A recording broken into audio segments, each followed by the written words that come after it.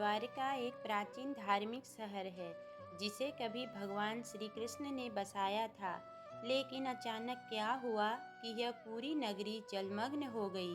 समुद्र की गहराई में इसके अवशेष आज भी मौजूद हैं। तो चलिए जानते हैं द्वारका नगरी का ऐतिहासिक रहस्य क्या है। श्री कृष्ण की द्वारका नगरी के जल विहीन होने की कई पौराणिक कथाएं प्रचलित है। श्री कृष्ण की द्वारका नगरी के डूबने की मुख्य दो वजह मानी जाती है। चलिए जानते हैं इनके बारे में। पहला कारण गांधारी का श्राप।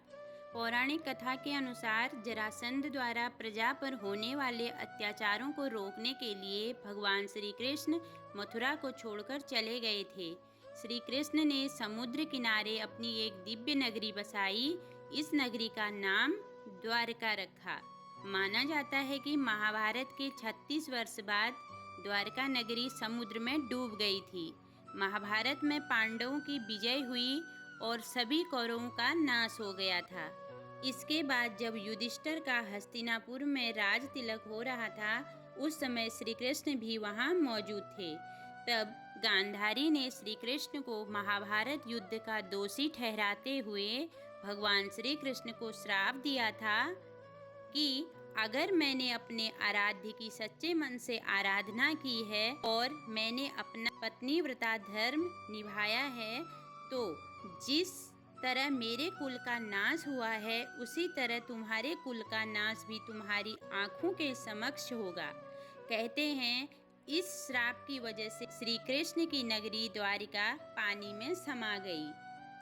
दूसरा कारण ऋषियों का श्राप। एक अन्य पौराणिक कथा के अनुसार एक बार महर्षि विश्वामित्र, देव ऋषि नारद, कर्ण द्वारिका गए। तब यादव वंश के कुछ लड़के ऋषियों के साथ उपहास करने के प्रयोजन से श्री कृष्ण के पुत्र सांब को स्त्री वेश में ले गए और ऋषियों से कहा कि यह स्त्री गर्भवती है, आप इसके गर्भ में पल रहे शिशु के बारे में बताइए कि क्या जन्म लेगा। ऋषियों ने अपना अपमान होता देख श्राप दिया कि इसके गर्भ से मूसल उत्पन्न होगा और उस मूसल से समस्त यदुवंशी कुल का विनाश होगा। उसके पश्चात सभी यदुवंशी आपस में लड़ लड़कर मरने लगे थे। सभी यदुवंशियों की मृत्यु के बाद बलराम ने भी अपना शरीर त्याग दिया था। श्री कृष्ण पर किसी शिकारी ने हिरण समझकर बाण चला दिया था, जिससे भगवान श्री कृष्ण देवलोक चले गए। उधर जब पांडवों को द्वारका में हुई अनहोनी का पता चला तो अर्जुन तुरंत द्वारका गए और श्री कृष्ण के बचे हुए परिजनों को अपने साथ इंद्रप्रस्थ लेकर चले गए।